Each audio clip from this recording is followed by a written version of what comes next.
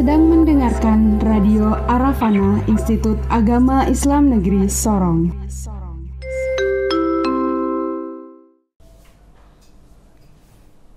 Assalamualaikum warahmatullahi wabarakatuh. Sobat Rafana dimanapun Anda berada, salam jumpa kembali. Dan senang sekali rasanya saya Riani Nur kembali bisa menemani Anda di kesempatan kali ini melalui YouTube channel kita Sobat Rafana dengan menghadirkan Harmoni Kampus. Harmoni Kampus ini adalah satu program acara yang secara rutin ditampilkan atau dihadirkan di Radio Arafana, tapi untuk sementara akan selalu kita hadirkan melalui YouTube channel Sobat Rafana kali ini, dan tentunya menghadirkan atau mengangkat judul-judul yang menarik, insya Allah bermanfaat, tentunya dengan narasumber yang berkompeten sesuai dengan judul yang kita angkat. Nah, untuk kesempatan kali ini masih dalam perayaan bulan bahasa dengan nuansa-nuansa literasi, kemudian juga informasi-informasi yang tertuang dalam buku sebagai salah satu tempat untuk berbahasa nih ya. Nah, hari ini kita kedatangan seorang narasumber yang akan membahas judul Akhir Alam Semesta dalam Kajian Astrofisika. Ini kalau bicara sains, saya kembali lagi mengundang dosen IAIN Sorong yang latar belakangnya adalah dari ilmu fisika, benar ya Pak ya? Benar. Beliau adalah Bapak Rabiuddin. Saya sapa dulu. Assalamualaikum Bapak. Waalaikumsalam warahmatullahi wabarakatuh. Iya, kalau kemarin kita ketemu terakhir itu di Bill Bryson ya Pak ya? Iya, benar. Misteri Ruang dan Waktu, kayaknya waktu itu akan kita sambung, dan kebetulan kali ini akan kita ini kembali ya. Kita masih ambil lanjutannya ya, masih lanjutannya, tapi kita ambil kerucut judulnya lagi, Akhir Alam Semesta dalam Kajian Astrofisika. Oke, Sobat Rafana, selain dari literatur Bill Bryson, beliau juga mengangkat dari literatur jurnal dari ilmuwan bernama Lawrence Krauss yang menulis Alam Semesta Statis dan Akhir Kosmologi. Nah, ini Pak, sesuai dengan judul, mungkin yang pertama ingin saya tanyakan adalah apa itu astrofisika? Iya, terima kasih Mbak Nur ya. Jadi sengaja saya mengangkat topik ini ya. Jadi topik ini lebih pada ilmu fisika. Kaitannya dengan astrofisika. Astrofisika itu gabungan antara ilmu fisika dan astronomi. Jadi gabungan antara ilmu fisika dan astronomi. Kalau astronominya itu bicara tentang tata letak perbintangan sekaligus aspek-aspek fisika yang ada di dalamnya. Kalau astrofisika itu fokus pada kajian matematis maupun kajian analisis fisikanya pada benda-benda luar angkasa. Jadi tapi tetap berbeda antara astronomi dengan astrofisika? Tetap berbeda. Kalau astronomi itu fokus pada benda-bendanya, kalau misalnya astrofisika fokus pada bendanya dengan kajian geraknya misalnya gitu kan. Dengan kajian matematika menggunakan rumus-rumus matematika, dengan pendekatan itu maka dia bisa menerangkan misalnya letak bintang ini, bintang A misalnya di sini. Dalam tahun ke depan dia akan berubah kemana? Itu astrofisika. Itu astrofisika. Sementara kalau jadi, astronomi itu tata letak, misalnya di luar angkasa ada apa, ada kehidupan atau tidak, gitu kan? Itu fokusnya. Tapi kalau astrofisika itu lebih pada hitungan-hitungan. Kira-kira misalnya umur bintang ini berapa, gitu kan? Ketika misalnya jatuh kemana, gitu kan? Jadi itu prediksi-prediksi yang menggunakan rumusan matematika untuk menentukan bagaimana nanti pergerakan selanjutnya. Jadi gitu. Jadi meskipun ini dalam astrofisika itu menggunakan berbagai pendekatan. Misalnya gini, kalau gunakan pendekatan observasi, itu misalnya orang hanya menggunakan teleskop Hubble gitu kan.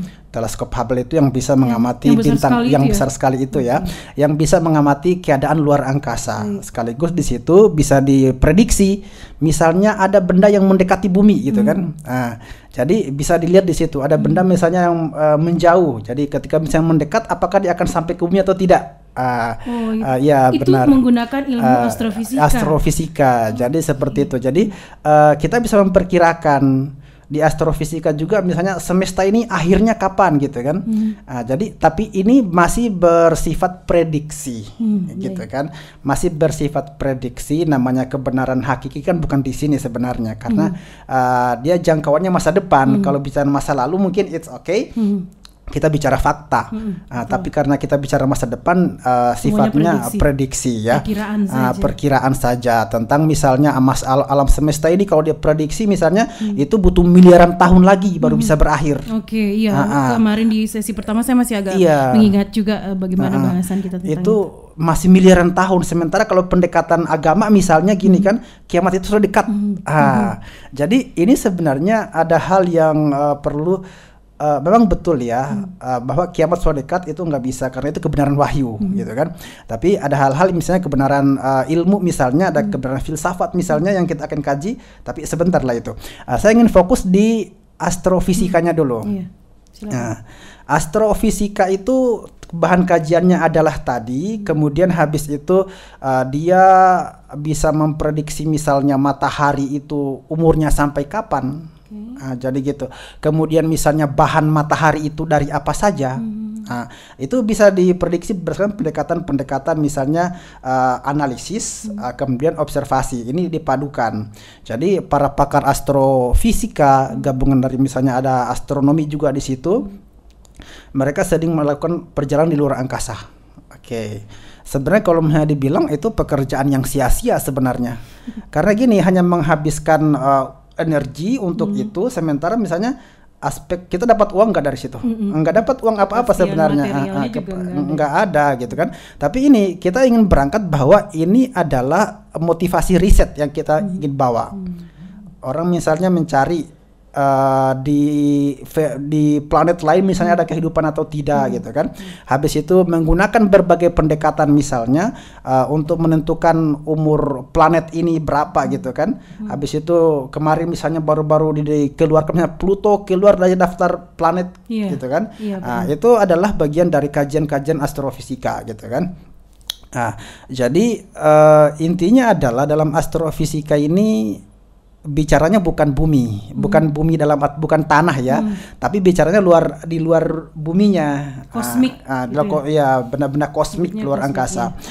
Jadi kalau misalnya seperti itu orang bilang ini adalah bahan kajian yang ngambang gitu kan. Tapi kita bisa gunakan pendekatan-pendekatan saintifik ya untuk bisa menentukan bahwa ini benar atau salah, gitu kan.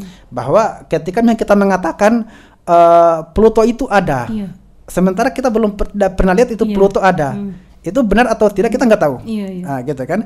Jadi yang kita gunakan adalah pendekatan saintifik di situnya, pendekatan keilmuan bahwa itu ada ketika orang lain bisa membuktikannya gitu kan. Jadi itu kita percaya. Jadi untuk hal-hal yang sifatnya astronomi itu meskipun hanya beberapa orang yang bisa menjangkau, tapi cukuplah itu menjadi keterwakilan untuk menginterpretasikan ya bahwa itu benar adanya. Jadi gitu. Yang nampak dari bumi, bintang-bintang tata surya gitu ya Pak? Yang kita amati itu bintang. Kita anggap bintang, mungkin kita berpikir itu kecil sekali. Padahal sebenarnya itu kalau misalnya digunakan pendekatan mungkin observasi menggunakan teleskop misalnya, itu ukurannya lebih besar lagi. Jadi gitu. Jadi dengan seperti itu sebenarnya kita juga bisa menentukan jarak bumi dari bintang itu berapa. Melalui astrofisika. Melalui astrofisika pakai perbesaran teleskop atau mungkin pakai pendekatan ukuran tahun cahaya misalnya. Itu bisa. Jadi yang perlu kita tanamkan bahwa dengan memahami ilmu astrofisika ini bahwa kita tidak sendiri. Di bumi itu artinya bumi itu tidak sendiri. Yang perlu kita pahami bahwa planet lain itu banyak. Jadi ketika planet lain itu banyak, maka kita sudah bisa mulai berpikir bahwa ini bukan hal yang simple, sederhana. Ini adalah hal yang kompleks gitu kan. Kompleksnya kenapa? Ketika misalnya gini, planet-planet membentuk gugusan. Gugusan itu kumpulan banyak planet atau mungkin kumpulan banyak bintang. maka di situ sebenarnya ketika ditarik mundur ya, artinya diperkecil, bisa dilihat bahwa nantinya akan membentuk gugusan bintang dan itu adalah muncul cahaya gitu kan. Nah, habis itu kalau misalnya diperkecil, misalnya kita pandang misalnya Mars itu di bumi dia dalam bentuk cahaya, sumber cahaya. Namun tetapi sebenarnya itu menandakan bahwa planet itu hidup. Oke. Itu menandakan bahwa planet itu hidup. Ada saatnya planet itu mati. Jadi yang saya pahami ini adalah, karena saya buta sekali nih ya tentang astrofisika ini, dan ini menarik sekali karena betul-betul nggak tahu. Jadi yang saya pahami adalah dari astrofisika inilah kita kemudian menemukan kemungkinan ada kehidupan lain di tempat lain, begitu ya Pak ya? Iya benar. Bahwa itu apa ya, observasi dari sana gitu ya. Observasi keilmuan memang menjangkau bahwa sebenarnya ada diprediksi ada kehidupan, hanya kita nggak tahu saja karena belum ada yang bisa membuktikan bahwa itu ada kehidupan di luar. Jadi kalau misalnya dibilang kita mengatakan kita adalah hanya di bumi yang bisa hidup, sebenarnya hidup, ya, gitu itu ya. Saya katakan bahwa itu adalah suatu argumentasi yang egois, yang gitu dangkal juga ya, kan ya Pak ya. Yang saya katakan itu mungkin egois mungkin ya, karena kita mengklaim seakan-akan di luar nggak ada gitu kan. Gitu ya. Sementara misalnya sebenarnya ada hal yang belum kita tahu. Iya betul. Ada hal yang belum kita tahu sehingga kita disuruh untuk belajar. Kemudian habis itu itulah fungsinya misalnya para astrofisika hingga harus keluar angkasa misalnya untuk mencari tahu sebenarnya ada nggak sih gitu kan. Kalau misalnya ada, berarti dalam artian itu akan menguntungkan kita sebagai manusia, jadi gitu kan. Meskipun kalau misalnya kita kembali kepada konteks kewahyuan ya, kewahyu bahwa manusia itu adalah salah satunya yang satu-satunya yang paling tercipta sempurna misalnya. Kemudian dia mendiami bumi, meskipun di dalam wahyu pun tidak menerangkan bahwa di tempat lain itu ada kehidupan. Jadi seperti itu. Jadi pendekatan astrofisika ini adalah hasil pengembangan ya dari bidang fisika dan astronomi. Kalau fisika itu kemarin jangkauannya hanya sekedar apa yang ada di bumi ya. Kemudian habis itu berkembang ilmu astronomi karena ada rasa penasaran. Misalnya kenapa sampai ada bintang jatuh, ada apa di sana. Habis itu kenapa misalnya sampai bulan misalnya bersinar gitu kan. Kenapa sampai misalnya terkesan matahari itu ada gitu kan. Jadi itu muncul sehingga memunculkan bahwa ini harus dipelajari. Gitu, sehingga memunculkan salah satu ilmu astronomi. Kemudian habis itu astronomi seakan tak mampu mengungkap berbagai macam gejala itu dengan sendirinya. Astronomi butuh pendekatan matematik untuk memprediksi. Hitungan-hitungan yang mungkin itu butuh fisika gitu. Jadi dibentuklah suatu cabang keilmuan astrofisika yang bisa menyatukan antara hitungan-hitungan matematik tadi dengan benda-bendanya. Benda-benda yang terlihat. Benda-benda yang terlihat yang ada di luar angkasa. Jadi gitu. Astrofisika ini Pak mungkin pernah Bapak tahu ilmuwan Islam nih, saya jadi pengen nanya ini. Ilmuwan Islam kita kan dulu tuh udah banyak ya sudah mengembangkan astronomi juga. Apakah di masa itu juga memang sudah ada astrofisika atau secara kebaratan aja mulai berkembang? Iya benar. Pada abad 700-an ya, pada abad ke-7 ya, tahun 700-an Masehi maksud saya, itu ilmuwan Muslim itu sudah bergerak di bidang astronomi. Mereka sudah punya hitungan-hitungan. Jadi kemunculan tanggal penanggalan Hijriah itu hasil dari perhitungan astronomi. Astronomi atau astrofisika? Kalau di situ karena hitungan-hitungan tanggal itu masih berbau astronomi. Karena dulu belum ada istilah astrofisika. Jadi memang astrofisika ini belakangan munculnya. Jadi dulu dikatakan bahwa itu adalah pendekatan astronomi. Mereka mengetahui tentang tata letak perbintangan. Kalau misalnya dibandingkan bahwa dulu itu belum ada teleskop canggih gitu kan. Teleskop Hubble itu nanti abad keberapa baru muncul. Itu dulunya masih pakai sistem manual. Teleskopnya itu pun teleskop kasar sekali. Habis itu mereka mampu menganalisa. Misalnya penanggalan tahun Hijriah itu dasar hitungannya tepat berdasarkan rotasi bulan misalnya. Jadi itu menandakan bahwa ilmuwan kita dulu itu sudah tahu gitu kan. Kemudian habis itu yang penentuan hari Senin Selasa kan mereka penamaan sendiri itu. Oke, berarti jadi, dengan kata lain di zaman itu masih astronomi saja gitu. Iya, astronomi dan fisika sendiri terpisah dulu, terpisah. Jadi pakar-pakar fisika itu menyatu di matematika. Oh gitu. Habis itu astronomi sendiri bicara tentang prediksi-prediksi benda langit. Tapi kajiannya mereka waktu itu adalah dipadukan dengan kajian filsafatnya. Oh, iya. Jadi misalnya ketika misalnya ini misalnya rotasi bulan misalnya, apakah itu benar gitu kan? Sementara nggak ada alat yang mendukung untuk pengamatan nih, gitu kan? Jadi kajian mereka kajian perhitungan, tapi menggunakan pesawat matematik tapi nggak terlalu dalam. Jadi gitu. Jadi mereka anggapnya itu dulu bagian daripada astronomi. Tadi terpisah, waktu itu masih terpisah, matematika, fisika sendiri, astronomi sendiri. Berarti astrofisika ini mulai berkembang di masa modern Eropa Barat begitu kan? Iya benar. Jadi itu. Ada lagi Pak? Mungkin kalau misalnya manfaatnya untuk keberlangsungan hidup kita mungkin kok bisa sampai berkembang gitu Pak. Apa yang memicu astrofisika ini menjadi sangat penting untuk tadi memang ada Bapak sebutkan menjadi sangat penting, cuman secara kehidupan kita mungkin gitu Pak, ada nggak yang lebih kalau misalnya untuk hal lain ya, untuk berkaitan astrofisika, sepertinya kalau misalnya manfaat yang terapannya ya, kita bisa rasakan misalnya peristiwa-peristiwa, misalnya kalau misalnya sekarang ini kan bumi itu nggak stabil ya, nggak stabil. Jadi prediksi-prediksi misalnya para ilmuwan, misalnya habis itu ada planet yang menjauh, misalnya ada planet yang mendekat. Kalau misalnya sasaran pergantian, kalau untuk misalnya pergantian musim, itu sebenarnya bukan kajian kurang, astrofisika tidak terlalu masuk di situ. Itu dalam kajian lain misalnya itu masuk klimatologi, ilmu tentang iklim misalnya gitu kan. Jadi kalau astrofisika itu dia bicara alat yang luar angkasa saja, luar angkasa saja. Kemudian yang efeknya ke bumi dia juga bisa prediksi. Misalnya antar planet semakin menjauh, resikonya apa? Berarti prediksinya itulah yang dipakai oleh cabang-cabang ilmu lain. Iya, jadi setidaknya ada informasi bahwa misalnya akan ada meteor yang mendekat bumi gitu kan, seperti saya jelaskan tadi, akan ada misalnya dia jatuhnya sekitaran ini. Jadi prediksi-prediksi itu sebenarnya digunakan untuk salah satunya itu kemaslahatan manusia juga gitu kan. Misalnya meteor akan jatuh di sekitaran ini. Prediksinya misalnya akan sampai di bumi dengan masa segini. Jadi orang sudah mulai berpikir, kita harusnya gimana?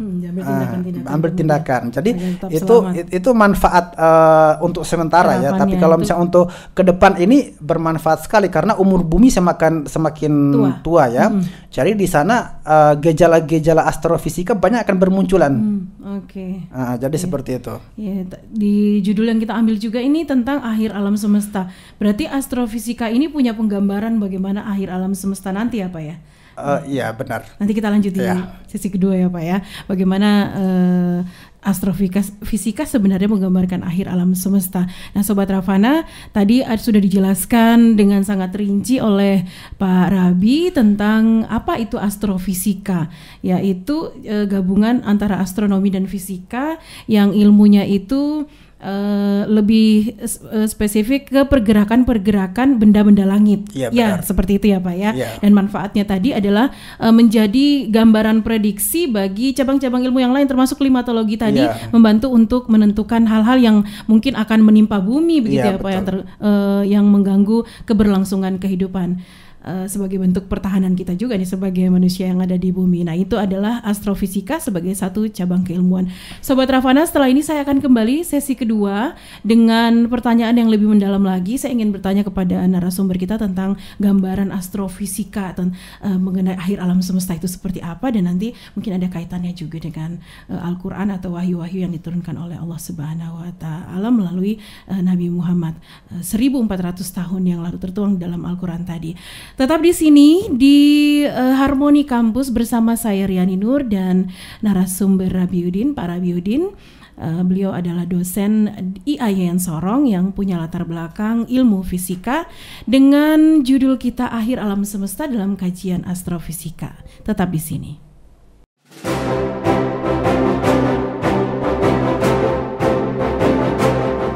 IAIN Sorong, yang telah beralih dari Stain Sorong melalui Peraturan Presiden Nomor 40 Tahun 2020 tertanggal 28 Februari 2020. Dengan slogan harmoni dan produktivitas dalam mengembangkan 4 pilar yaitu keindonesiaan, keislaman, kepemimpinan, dan kepapuaan. Era ini memberikan harapan baru dan semangat baru, serta reorientasi dalam mengemban 3 dharma perguruan tinggi. Yain Sorong memiliki kerangka pengembangan kampus yang mengacu pada 3 dimensi kampus, yaitu kampus konvensional, kampus dunia maya, dan kerakyatan. Ketiga dimensi tersebut menjadi suatu keunggulan institusi dalam mencapai keharmonisan dan produktivitas secara lokal maupun global. Saat ini, Yain Sorong memiliki 3 fakultas dengan 6 program studi dan 1 program studi pasca sarjana, yaitu Fakultas Dakwah dengan program studi Komunikasi dan Penyiaran Islam, dan Bimbingan Penyuluhan Islam. Fakultas Tarbiyah dengan program studi Pendidikan Agama Islam dan Pendidikan Guru Ibtidaiyah. Fakultas Syariah dengan program studi Hukum Keluarga dan Ekonomi Syariah. Serta Pasca Sarjana dengan program studi Pendidikan Agama Islam.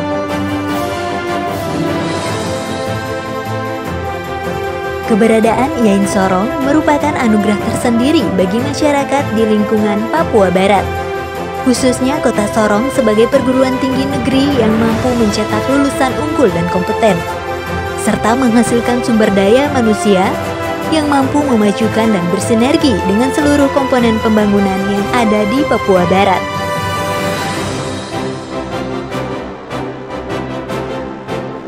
Mari bergabung dengan Yain Sorong.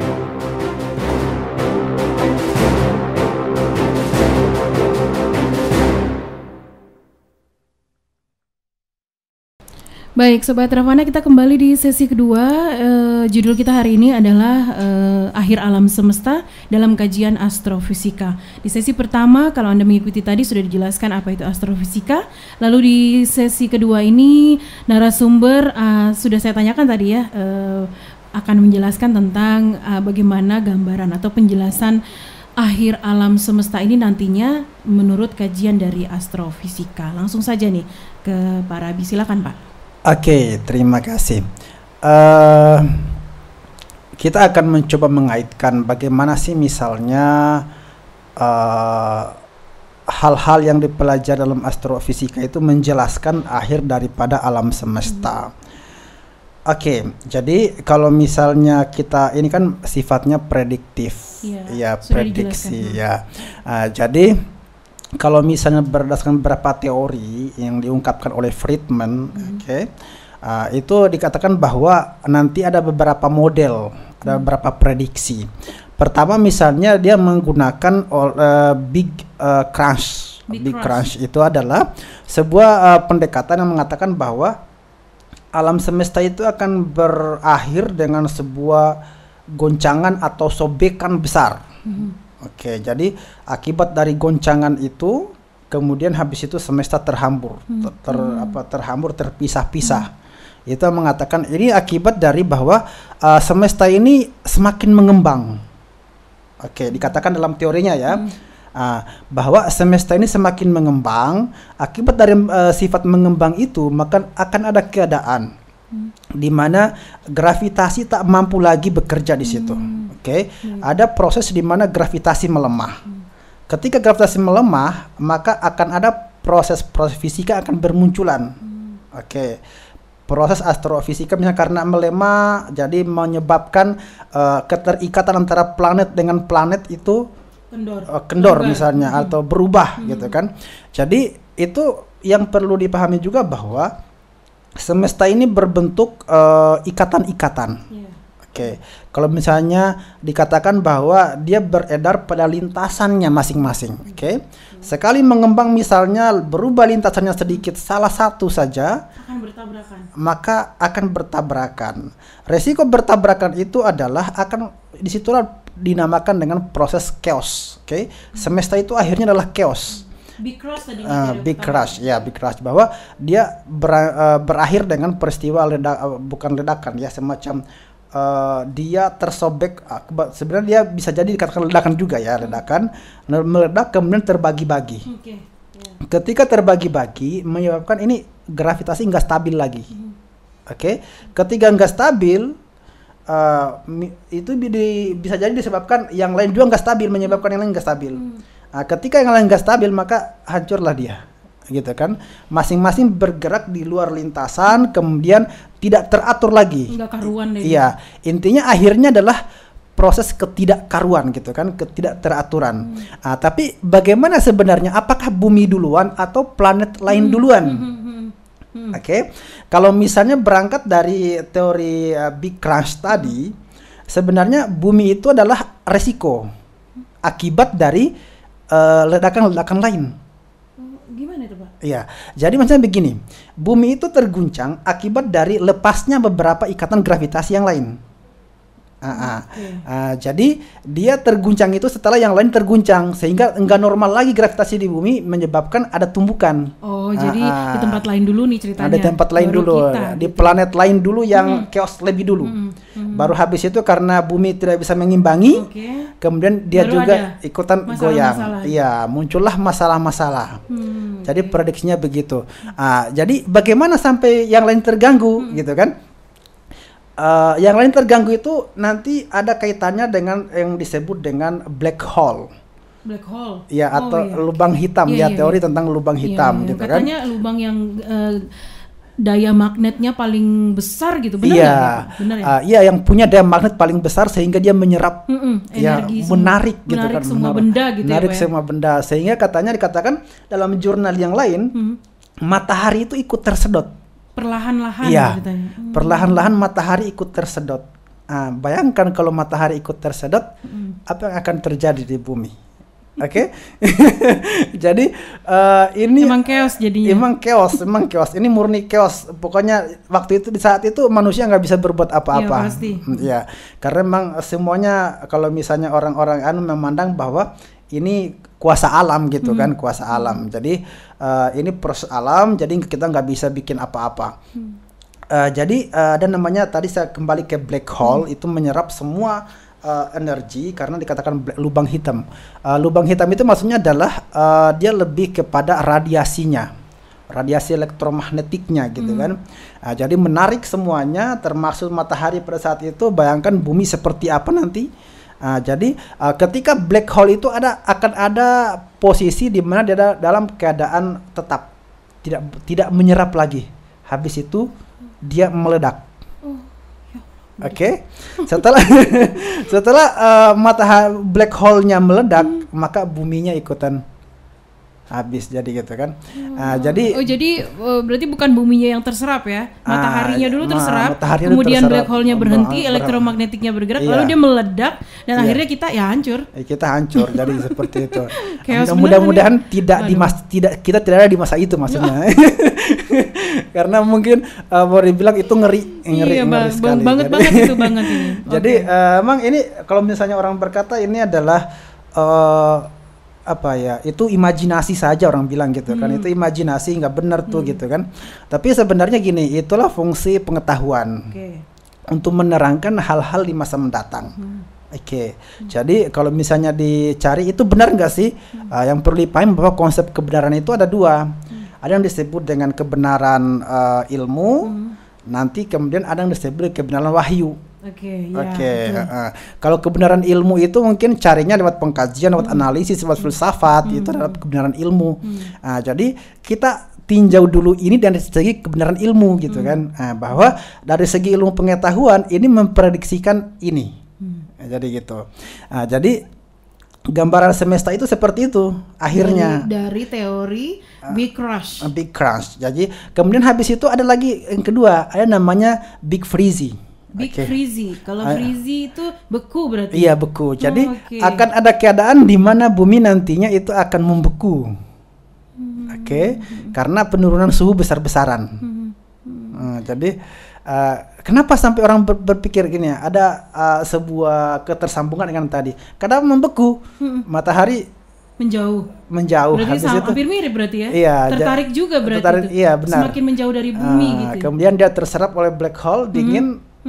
Oh, jadi seperti itu gambarannya menjadi dingin. Menjadi dingin. Tapi Habis kan sekarang yang lagi hits itu adalah pemanasan global. Iya, kalau pemanasan global itu sama dengan yang tadi, yang konsep tentang Big Crunch, bahwa karena nanti mengembang suhunya semakin tinggi menyebabkan yang lain misalnya meledak, sudah bumi ikutan di situ. Ini dua pendekatan itu yang sekarang familiar dikenal, yang familiar dikenal bahwa alam semesta itu akhirnya seperti itu. Itu kajian keilmuan yang tidak mengaitkan, dia melepaskan konsep keilmuan itu dari agama. Iya, benar. Oke. Dari pantauan dan dari prediksi. Dari pantauan ilmu pengetahuan arahnya ke sana. Bahwa akhir alam semesta itu adalah sebuah goncangan kalau misalnya kita kembali ke Big Crunch tadi, atau mungkin sebuah kondisi di mana bumi mati. Dingin, membeku. Jadi berarti gitu. Dari dua teori ini, ada dua teori ya Pak ya? Iya. Berarti dari dua teori ini black hole itu ada tetap ya Pak ya? Black hole itu tetap digunakan di situ. Black hole digunakan di situ. Kalau misalnya dibilang sekarang black hole ada nggak katanya gitu kan? Black hole itu ada sekarang. Oke? Itu di mana Pak? Kalau misalnya dari kajian saintifiknya kalau gitu. Kajian sainsnya misalnya di mana black hole, ya kita nggak tahu di luar angkasa, tapi prediksi ilmuwan mengatakan black hole itu ada sekarang. Sudah pasti ada gitu. Maksudnya ya prediksinya adalah ada gitu. Prediksinya ada. Jadi digunakan pendekatan matematik gitu kan, sehingga dikatakan black hole itu ada. Jadi perlahan dia menarik energi, menarik benda-benda untuk bisa masuk di dalamnya. Termasuk matahari. Jadi pusat cahaya kita. Iya, gitu. Semakin lama semakin kuat. Jadi sekarang prosesnya masih lemah. Jadi masih aman lah katanya. Kalau di prediksi para astrofisika mengatakan bahwa semesta ini umurnya masih lama. Masih lama ya? Masih jadi jauh ya? Ribuan tahun, Pak? Iya, miliaran tahun katanya. Sekarang kalau prediksinya masih lama, tapi kalau gambaran astrofisika terhadap pergerakan atau elektromagnetik dari black hole ini per hari itu kira-kira seberapa besar gitu Pak? Kalau per hari itu belum bisa ditentukan satuannya ya, belum gitu. Bisa. Jadi dia hanya mengamati aktivitasnya. Oh iya. Mengamati aktivitasnya. Nanti karena gini, luar angkasa itu sifatnya adalah kerjanya enggak konstan. Hari ini begini, besok begini, tidak. Tapi dia sifatnya fluktuasi, ya berfluktuatif, jadi bisa berubah. Jadi seperti prediksi besarnya adalah masih cukup lama. Masih cukup lama. Itu akan terjadi. Tapi kalau di sana diprediksi, kalau dari kajian ilmuwan ini, bahwa semesta itu ukurannya umurnya sudah 8 miliaran tahun. Sisa katanya akan berakhir 2 miliaran tahun. Berarti kita sudah lebih dari setengah. Tetap sudah dekat ya. Kiamatnya udah deket gitu ya kalau dari bahasa agama. Iya, artinya sudah tua. Bayangkan di antara 10 sudah berjalan 8, sisa 2. Sudah 80%. 80% berjalan. Ini menandakan bahwa sudah tua. Gitu kan, semesta ini sudah tua.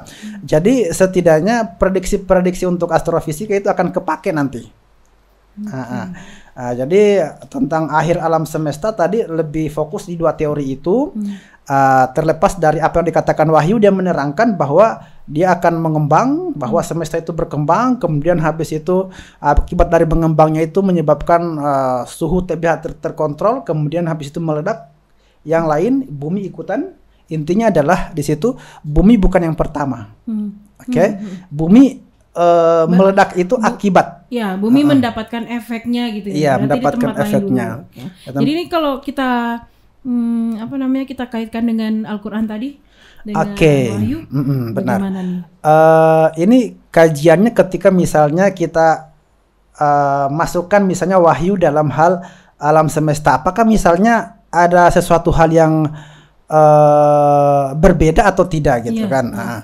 Jadi kalau misalnya kita kembali kepada konsep wahyu yang saya anggap mungkin saya tidak tahu misalnya di Bible bicara apa tentang astronomi ya. Jadi kalau misalnya di Islam sesuai dengan hal yang saya pelajari, di situ hal yang dia bantah adalah tentang keadaan alam semesta. Kalau misalnya di Quran dikatakan semesta itu menyusut. Iya. Kalau di Quran dikatakan semesta itu menyusut, mengecil. Oke. Jadi semesta itu mengecil, bahkan dikatakan dalam Quran, apakah kalian tidak memperhatikan bahwa bumi itu semakin mengecil, menyusut. Oke. Itu konsep awal mulanya sebelum terjadi alam semesta ya, mengecil. Konsep bagaimana proses pengecilan itu hingga akhirnya sampai meledak, itu di Quran tidak menjelaskan. Baru habis itu di surah lain dikatakan dalam kajian ayat lain bahwa katanya apabila langit terbelah gitu kan, misalnya dalam Quran di juz 30 dikatakan bahwa apabila langit terbelah, baru habis itu misalnya gunung-gunung dan bumi digulung gitu kan. Jadi habis itu misalnya manusia berhamburan gitu, gunung berhamburan, berterbangan dan semacamnya. Itu sebenarnya kalau misalnya kita kaitkan, kalau kita ambil rasionalisasinya ya, ketersambungan antara wahyu dengan sains, itu bisa connect. Ada relate ya, ada sejalan ya Pak ya sebenarnya. Ada sejalan, untuk beberapa teori sejalan. Oke, bahwa di situ dikatakan bahwa semesta itu nantinya akan meledak, dan itu dibenarkan bahwa dia akan meledak ketika terhambur, kan itu dalam artian tidak terhambur langsung terlempar begitu saja. Ini saya menemukan satu kata yang sama, adalah chaos. Iya, jadi hancuran, iya betul, kan, hancur. Ya? Kalau tadi misalnya chaosnya lintas alam semesta, universe-nya, sekarang chaosnya di bumi juga chaos. Iya, disebutkan di Quran adalah kejadian di bumi. Kejadian di bumi itu kan dikatakan bahwa kalau misalnya gunung-gunung digulung, itu suatu hal yang luar biasa, kita berpikir getaran seperti apakah besarnya gitu kan. Jadi dia meledak ketika misalnya anggaplah kita ambil yang analogi yang sederhana. Gunung aja misalnya meledak, itu getarannya besar. Iya, Gunung Krakatau dulu gimana? Iya, getarannya luar biasa. Sekarang aja misalnya meledak, misalnya ada getaran dasar laut aja, kita luar biasa paniknya gitu kan. Tapi kalau misalnya waktu itu misalnya gunung-gunung itu digulung, berarti di situ ada sesuatu hal. Entah mungkin getaran atau ledakan. Jadi gitu. Getaran dan ledakan ini menyebabkan bumi tidak stabil saat itu. Jadi yang perlu dipahami bahwa bumi itu punya gravitasi. Habis itu kan ada gravitasi alam semesta, ada gravitasi bumi. Gravitasi alam bumi itu letaknya, orang bilang kalau pendekatan sains itu di pusat, akhirnya pusat bumi. Kalau misalnya terjadi sobekan, ledakan, atau yang kalau saya kembali kepada teori Big Crunch tadi ya, bahwa itu inti bumi terpecah. Oke. Dan kemudian habis itu gravitasi waktu itu nggak normal. Jadi ketika orang terlempar ke atas, kalau gravitasi udah nggak ada kan kita melayang ya. Melayang, iya. Jadi kalau misalnya kita gravitasi zero misalnya 0, kemudian meledak, saat itu peristiwa namanya terhambur. Itu masuk akal. Karena masuk akal karena ketika terhambur, ketika habis naik, mungkin kalau misalnya gravitasinya bukan 0, dalam artian mungkin 1, 2 atau 3, itu kan gravitasinya kecil. Ketika kecil, orang habis terlempar, itu jatuhnya lambat. Oke. Kalau cuma 1 mungkin dikatakan nggak terhambur. Yang terhambur itu berarti banyak, terlempar banyak, kemudian habis itu lama di udara gitu kan. Itu terhambur namanya. Kalau mikirnya kayak kita mukul kapas banyak gitu ya. Orang terhambur. Itulah konsepnya, bahwa yang terhambur waktu itu bukan cuma manusianya gitu kan. Semua yang ada melekat di bumi itu terhambur. Berarti menurut Bapak bahwa apa yang disampaikan dengan dua teori ini sebenarnya cukup sejalan dengan yang disampaikan Quran ya Pak ya? Iya benar, bahwa ini sejalan. Kalau misalnya kita telusuri ayat per ayat yang menerangkan tentang akhir alam semesta, kondisi seperti itu dengan kondisi pendekatan sains tadi tentang astronomi, kajian astronomi dalam akhir alam semesta, itu sejalan.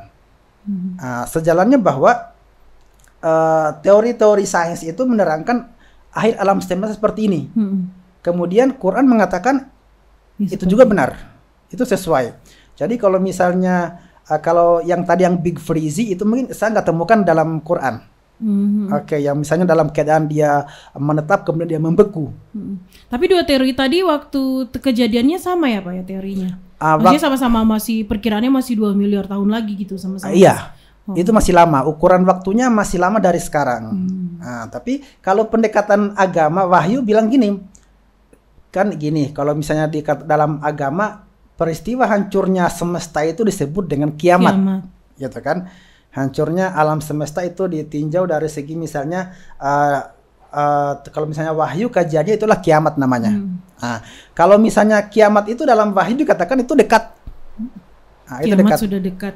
Nah, jadi bukannya untuk menafsirkan misalnya ayat atau mungkin hadis itu, tapi sebenarnya adalah konsep kiamat sudah dekat itu benar. Kalau tinjauan waktu tadi 80% waktu kita sudah habiskan. Benar. Iya, benar. Tinggal 20% yang belum habis. Ini dekat. Iya, memang jadi dekat jadi. Kemudian konsepsi dekat tadi bahwa Quran menafsirkan bahwa kiamat itu adalah hal yang gak pasti.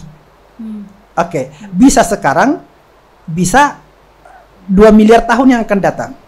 Kalau ilmuwan memprediksi itu paling lama. Paling lama itu 2 miliar tahun.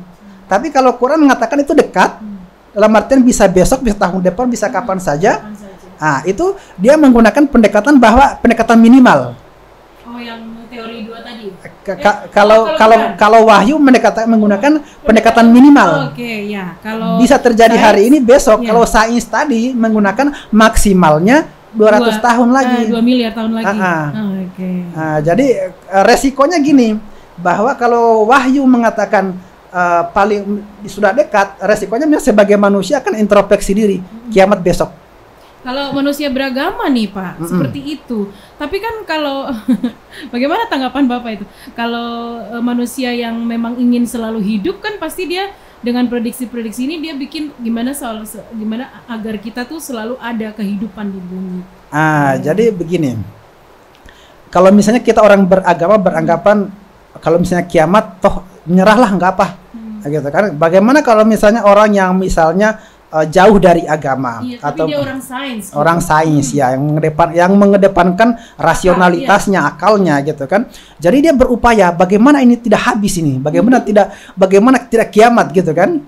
Jadi dia gunakanlah pendekatan lain. Dia cari kalau misalnya ada meteor yang mau jatuh, kalau misalnya orang kalau kita gunakan pendekatan wahyu mungkin ini mau kiamat, pasrah ini kiamat. Tapi kalau misalnya bagi para saintifik, para penganut yang mengedepankan ilmu sains sebagai tolak ukur pertama, dia mengatakan sepertinya meteornya bisa dihalau misalnya gitu kan.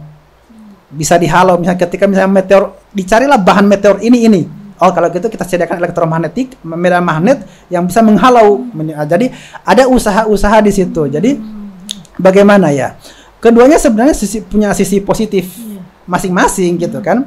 Tapi sebenarnya kalau misalnya alangkah sempurnanya kalau misalnya kita gunakan pendekatan agama juga punya ikhtiar misalnya gitu kan.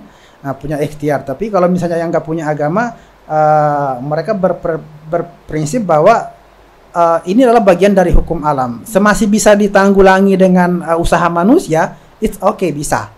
Akan ditanggulangi. Tapi kalau misalnya nggak bisa, berarti itu sudahlah menyerah. Sudah finalnya. Sudah final. Jadi itu konsepnya bahwa alam semesta ini ukurannya gitu. Akan ada batasan usaha para saintis tadi ya, para ilmuwan itu, di mana mereka mengatakan tak mampu gitu kan. Karena sifat yang mereka pelajari, yang mereka kaji sekarang itu juga adalah hal sama dengan boleh dibilang prediksi-prediksi, pendekatan-pendekatan. Kemudian mereka mengungkapkan, oh ini, begini nanti hasilnya, begini nanti akhirnya, begini nanti prosesnya, jadi gitu. Pak, astrofisika ini dengan prediksi yang sudah ada semacam ada 2 teori itu, apakah dia secara keilmuan astrofisika ini akan terus berkembang atau cukup di situ saja Pak gambarannya? Iya. Menurut Bapak? Kalau menurut saya ya, bahwa keilmuan itu berkembang. Berarti dia akan tetap berkembang. Iya, keilmuan berkembang. Nantinya mungkin dia akan terpisah menjadi cabang ilmu baru atau enggak, itu saya nggak tahu. Tapi yang penting bahan kajiannya yang berkembang. Bahan kajian yang berkembang. Kalau misalnya hari ini adalah dia hanya mengkaji hal-hal yang sifatnya nampak misalnya di luar angkasa, hanya yang bisa dijangkau. Bagaimana misalnya suatu saat nanti muncul suatu hal yang pernah muncul sebelumnya. Jadi itu akan menjadi objek kajian baru. Sehingga nantinya astrofisika ini mungkin sekarang orang nggak lirik gitu kan. Ini dibilangkan ini pekerjaan yang menyita energi, menghabiskan waktu. Sia-sia orang bilang. Tapi sebenarnya dia akan bermanfaat nanti. Meskipun misalnya bukan semua manusia mempelajari tentang ini, tapi cukuplah misalnya 1-2 orang fokus di situ. Yang penting mereka punya ilmu, it's okay, cukup gitu kan. Tidak semua harus berbeda misalnya dengan ilmu kedokteran gitu kan. Ilmu kedokteran misalnya harus banyak orang karena ini menangani manusia yang banyak. Betul. Tapi kalau misalnya astrofisika itu nggak perlu banyak orang untuk mempelajari itu. Cukuplah misalnya beberapa orang saja. Kemudian yang tahu, yang paham, kemudian bisa memberikan informasi kepada kita. Jadi seperti itu. Sehingga nantinya kita pun punya pengetahuan tentang alam semesta seperti apa. Gitu. Pak, ini mungkin untuk Sobat Ravana juga yang tertarik dengan ilmu fisika dan astronomi ini, boleh nggak Bapak bagi literatur lain lah selain Bill Bryson yang sudah Bapak baca, untuk mungkin pendengar kita atau penonton kita nih bisa kalau tertarik pengen nyari gitu loh, tambah bacaan literaturnya lagi. Oke. Untuk tambahan bacaan, kalau misalnya di buku-buku, kalau buku itu sepertinya kurang menjelaskan secara detail. Dia hanya menjelaskan isu-isu belakangan. Dia hanya menjelaskan misalnya persamaan matematik, bagaimana itu black hole, bagaimana misalnya itu nanti simetrinya lintasan planet gitu kan.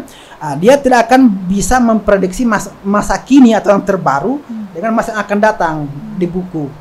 Jadi kalau misalnya mau cari referensi itu bagusnya berdasarkan jurnal. Oh ya, karena jurnal terbarukan ya. Iya, karena jurnal itu hasil penelitian terbaru. Jadi di sana bisa diungkap misalnya yang terbaru apa sih gitu kan. Jadi kalau misalnya jurnal, banyak di jurnal itu yang bisa diakses langsung, misalnya di jurnal di Springer atau mungkin di Elsevier, itu banyak jurnal di situ.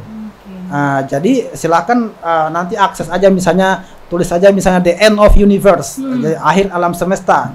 Nanti muncul banyak keluar semua jurnalnya di situ. Jadi banyak peneliti jadi yang menulis tentang jurnal-jurnal akhir alam semesta, misalnya tentang bagaimana akhir kosmologi, bagaimana itu black hole, bagaimana misalnya susunan matahari terbentuk dan bagaimana dia punah gitu kan. Itu bisa diprediksi, dilihat dalam jurnal-jurnal terbaru. Dan kemudian bahwa yang saya bisa pastikan, yang menulis jurnal itu bukan orang sembarang. Mereka sudah punya keilmuan di bidang itu. Jadi ada dua nanti. Anda akan ketemu dengan penulis yang orang bilang yang fisika teori, theoretical fisik, itu dia akan menggunakan pendekatan teori untuk memprediksi apa yang akan terjadi. Jadi dia menggunakan rumus-rumus. Ketika banyak rumusnya, berarti dia menggunakan persamaan matematik dalam fisika teori dia untuk menjelaskan luar angkasa. Kalau misalnya dia muncul dengan gambar-gambar, dengan diagram-diagram, maka dia berarti dia berangkat dari hasil observasi. Jadi dua itu, ada yang pakar eksperimental, semuanya harus teramati, semuanya harus terlihat, kemudian dia yakin itu benar. Kemudian ada yang menggunakan teori, karena mungkin nggak bisa keluar angkasa, nggak bisa mengamati. Jadi dia menggunakan rumus-rumus untuk mengadakan pendekatan, seperti ini adanya. Jadi gitu. Baik. Ada lagi tambahannya Pak? Kalau dari saya pertanyaan itu aja. Mungkin kalau untuk sebagai kesimpulan aja, kesimpulan bahwa astrofisika itu adalah keilmuan yang langka. Kemudian untuk abad-abad terakhir ini sebenarnya dianggap penting. Dianggap penting karena kenapa? Umur bumi, umur semesta kita ini semakin pendek. Resiko dari itu adalah mungkin akan terjadi fenomena-fenomena alam yang di luar kemauan dan di luar jangkauan manusia.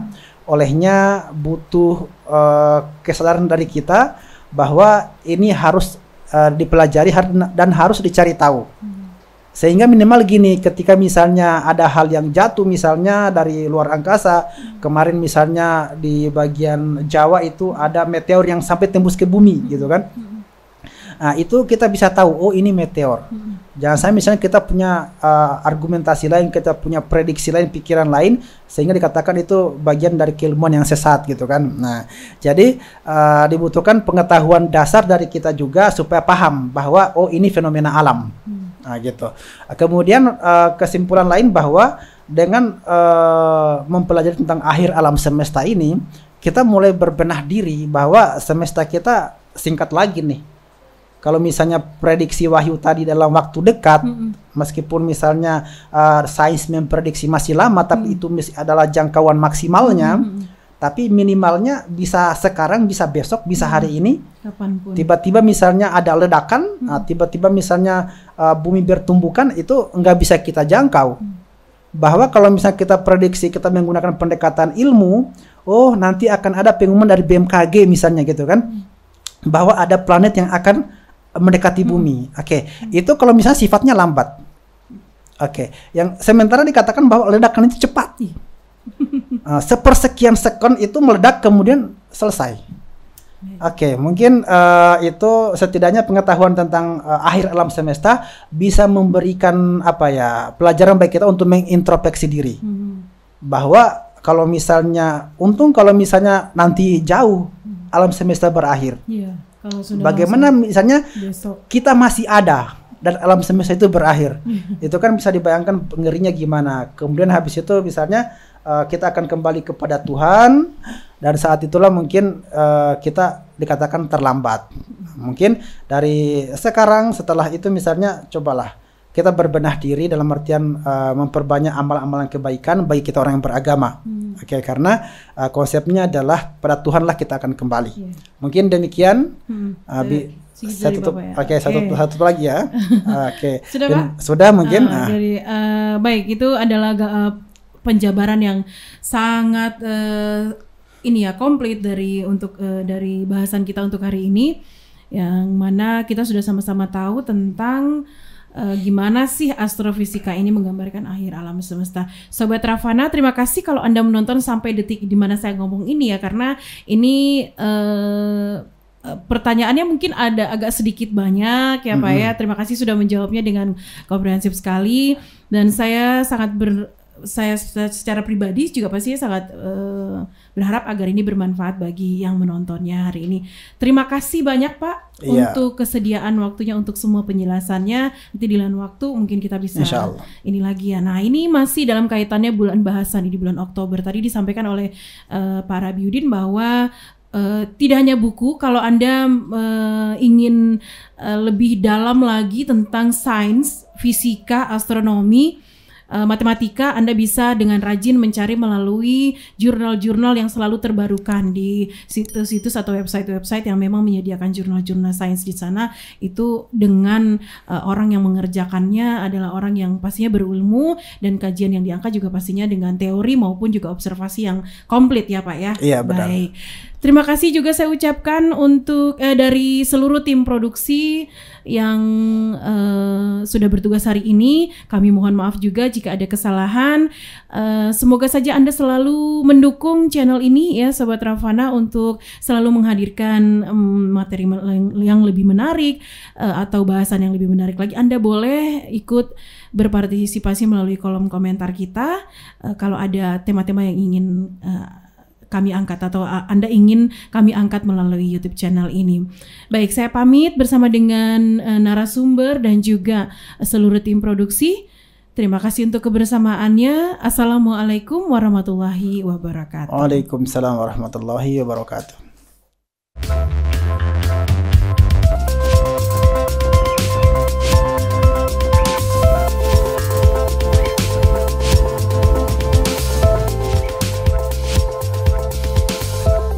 Anda sedang mendengarkan Radio Aravana Institut Agama Islam Negeri Sorong.